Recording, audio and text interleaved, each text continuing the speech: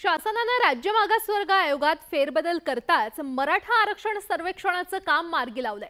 गोखले इन्स्टिट्यूटला मराठा सर्वेक्षणाचं काम देण्यात आलेलं आहे। खरं तर मनसेने देखील सर्वेक्षणाचं काम गोखले इन्स्टिट्यूटला देण्याला विरोध केलाय, पण शासनाने याकडे सोयीस्कर डोळेझाक करत सर्वेक्षणाच्या कामाला गती दिल्याचं दिसतंय। पाहूयात।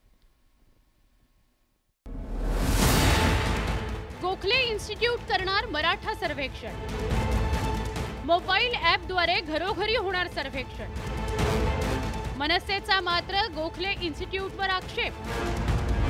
महाराष्ट्र राज्य मागासवर्ग आयोगाचे अध्यक्ष आणि 3 सदस्य बदलताच मराठा सर्वेक्षणाच्या कामाला वेग आला।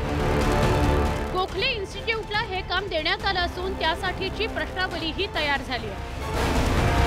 असं होणार मराठा सर्वेक्षण। आयोगाने दिलेल्या प्रश्नावलीद्वारे सर्वेक्षण होणार। सर्वेक्षणाकरता स्वतंत्र मोबाईल ॲपची निर्मिती करणार। शासकीय कर्मचारी घरोघरी जाऊन भरणार माहिती। सर्वेक्षणात शैक्षणिक, सामाजिक, आर्थिक मागासलेपण तपासणार। सॅम्पल साईज गोळा झाल्यावर ती गोखले इन्स्टिट्यूटला मिळणार। त्यानंतर गोखले इन्स्टिट्यूटचे प्राध्यापक सगळ्या डेटाचं विश्लेषण करणार। मराठा सर्वेक्षणाची सगळी कामं आयोगाच्या नियंत्रणाखाली होणार। मराठा सर्वेक्षणाचं हे सगळं काम मार्गी लावण्याकरता सध्या पुण्यातील गोखले इन्स्टिट्यूटमध्ये बैठकांचं जोरदार सत्र सुरू आहे।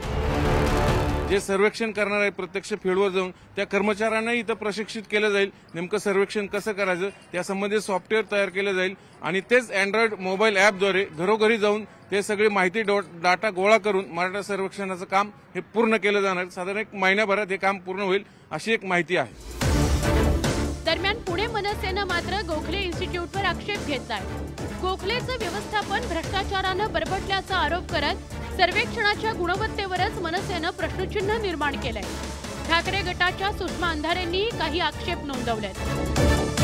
या संस्थेला अहवाल देण्याचं काम देऊन आपल्याला हवा तसा अनुकूल किंवा प्रतिकूल अहवाल राज्य सरकारला घ्यायचा आहे का किंवा या सगळ्या गोष्टी प्रलंबित ठेवायच्या आहे का? इथं प्रश्न हा पण आहे की ह्या सगळ्यासाठी लागणारं मनुष्यबळ असेल, त्याच्यासाठी असणाऱ्या प्रणाल्या असतील, ह्या सगळ्यांच्या बद्दल गोखले इन्स्टिट्यूट या संस्थेकडे त्या पद्धतीची यंत्रणा आहे का? पण 1000+ खासदार करताना कोणत्या समूहाचे किती खासदार असावेत हे जर प्रपोर्शन ठरवायचे असतील तर जिसकी जितनी संख्या भारी उसकी उतनी भागीदारी हे तत्व समजून घेण्यासाठी जातनिहाय जनगणना गरजेची आहे। आणि ते 4 महिन्यात गोखले इन्स्टिट्यूट काय साक्षात ब्रह्मदेव जरी खाली उतरले तरी 4 महिन्यात शक्य नाही।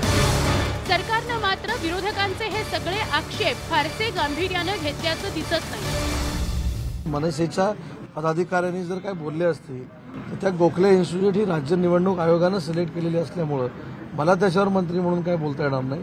त्यांच्यातलं कोणच सरकारमध्ये नसल्यामुळे ते काही बोलू शकतात। शासनानं फेब्रुवारीत मराठा आरक्षणासंदर्भात विशेष अधिवेशन बोलावलं असल्यानं राज्य मागासवर्ग आयोगानं त्याआधीच आपला अहवाल देणं अपेक्षित आहे।